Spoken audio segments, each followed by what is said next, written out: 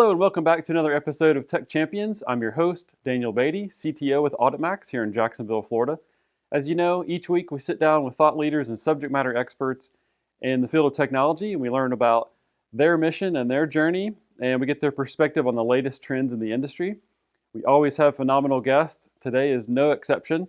Joining us from Washington, D.C. is Michael Geist. Michael, welcome to the show. Good morning. How are you? I'm doing great. Glad to have you on. How are things in DC? You guys opening back up yet? It's not quite open yet, and believe it or not, I'm actually not in DC at the moment. I'm actually in my home office in Charlotte, North Carolina. Next week, Okay. I'll be in the DC offices. Okay, great. Yeah, that's wonderful. So let's talk a little bit about some of your work history, Michael. You graduated from Penn State and went and got your MBA. And over the years, you've been in a couple different roles, CEO, VP roles, places like Viasat, GoGo. I think we've all used GoGo one time or another on an airplane at some point. Yep. And you're currently the SVP of Strategy and Technology for Envistacom. So maybe take a few minutes and just tell us a little bit about your journey to this point and fill us in on your current role.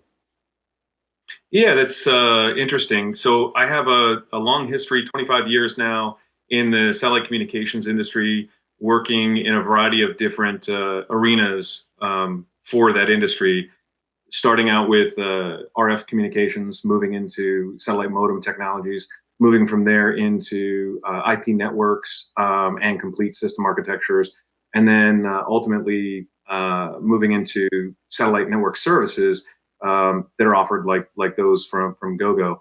And along that way, along that journey, I've learned a great deal about what's needed in the marketplace and what's going to be needed in the marketplace, given all of the changes that are currently occurring within the space industry.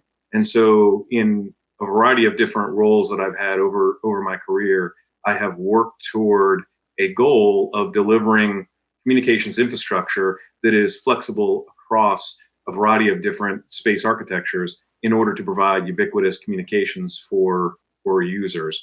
And that has led to my current role, my current position with Envistacom today, where we're focused on network transport virtualization technologies that allow that true ubiquitous connectivity for both commercial and Department of Defense users. Yeah, that's great, and that's something I really want to dive into. And a lot of us have used virtualization. When that word comes to mind, most of us have experienced it typically in the server world, right? And I mean, 20 years ago, I was doing VMware, and that's still very popular today. So that's the first thing that comes to mind when I think virtualization. But Envistacom is doing it in a different way and providing a very different service. So when they're talking about virtualization, it's somewhat different than the typical server virtualization. Can you talk a little bit about what Envistacom is pioneering in that world?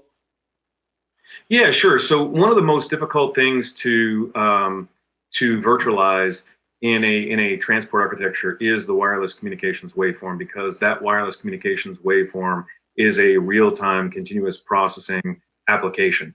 And what you're trying to do is you're trying to run that real-time continuous processing application on a COTS-based architecture that has traditionally been meant for batch processing type applications. So you're really taking a square peg and trying to fit it into a round hole when you're creating that sort of technology.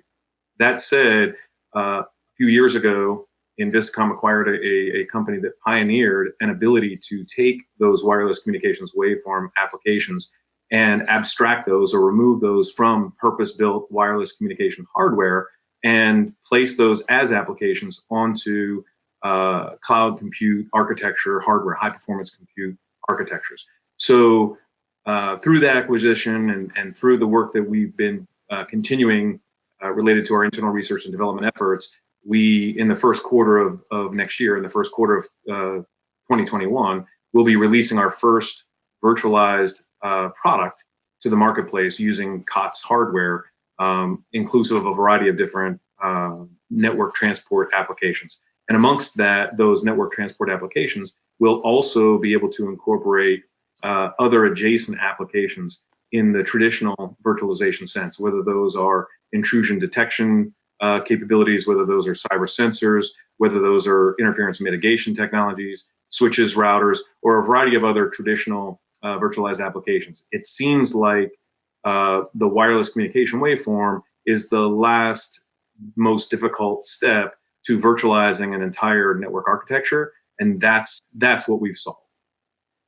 Yeah, that's great. So, I mean, it's really interesting that you guys are virtualizing some things that have traditionally been just dedicated hardware, right? Like things like modems and other communication devices that you typically had to buy a specific make and model and brand, and then it became obsolete, right? So, I love the concept. What are some of the industries that are taking advantage of that? Yeah, so the importance of that is that communications infrastructure is expensive, especially when you consider different markets, as you rightly asked the question relative to. So if I take, for example, the commercial aviation marketplace, for instance, which requires a large amount of labor and cost in order to place a piece of hardware onto an airplane to provide connectivity to users. As the space industry changes every 3, 4, 5 years with next generation satellites and new capabilities that may have lower latency or global coverage, including the poles, what we're saying is purpose-built hardware forces those industry players to have to reinvest in their infrastructure and architectures on a continual basis, and have to go through all of the certification basis and have the time delays to deliver their capabilities out to the marketplace in any real-time fashion. And what virtualization does in that particular space is that it allows them to go through the process of integrating hardware onto an airframe and certifying it one time. And then as technology changes around them, their entire infrastructure, their hardware infrastructure on that commercial aircraft, which is intended to be in life for 20 to 40 years, doesn't have to change.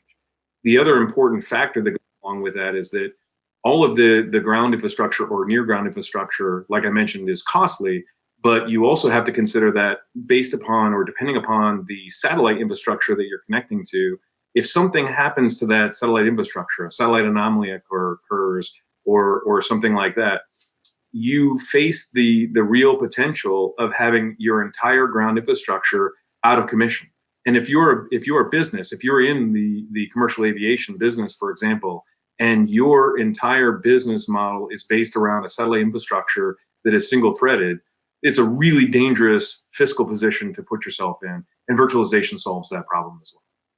Yeah, that's great. I've spent a lot of time on airplanes and typically fly a lot, at least pre-COVID, right? So, and I feel a little bit like a kid when I walk on the airplane because I always like to kind of peek in the cockpit still, like a maybe 5 or 6 year old. But so all the units and those devices that are kind of bolted in, you're saying those can be replaced with a device that's a dedicated piece of hardware that can just be upgraded instead of pulling those devices out, right? Yeah, that's exactly right, and that's the importance of what it is that we're doing, because then you have the complete flexibility of how you operate that architecture on a plane, and it's becoming increasingly important as the number of users, as the number of subscribers within that that closed container that that flies us around the world are increasing, and the importance of that is that I think what we'll find over a period of time is that the physics of geostationary satellites, for example, are going to be limiting to the amount of capacity that we can actually pull off of the aircraft. The files that are uploaded by users on airplanes, or the transmissions from the airplane back to the network, is usually the weak link in that communications architecture. So you'll see a lot of advertisements about how much capacity can be, for example, delivered to an airplane,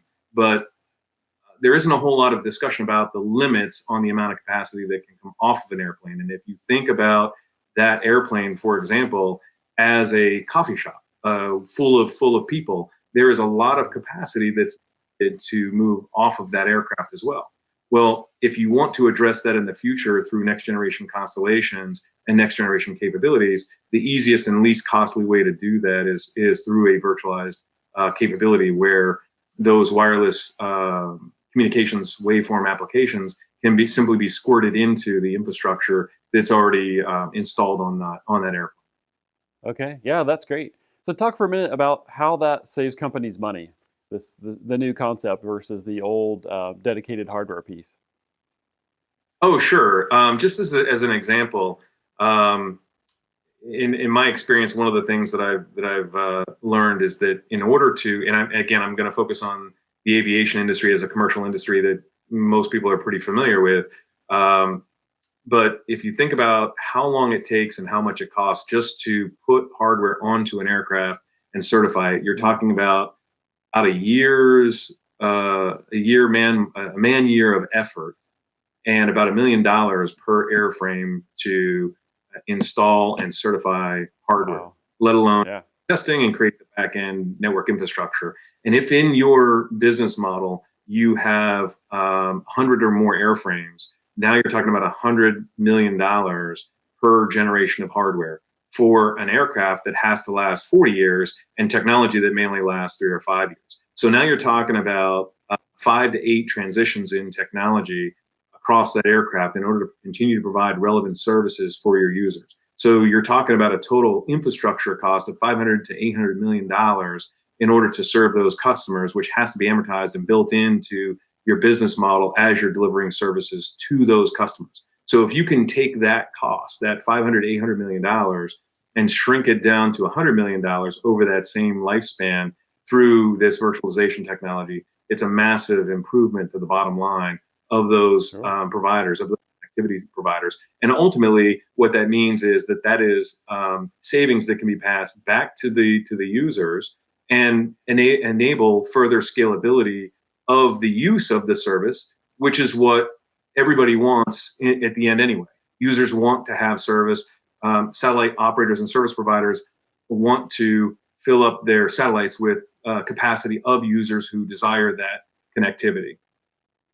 Yeah, that's great. Well, congratulations to you guys. It's a phenomenal technology. I love the concept, and I'm sure you guys are poised for exponential growth in the next couple years. So, congrats to you for sure. Um, we're going to wrap things up. I do like to ask all my guests one question though.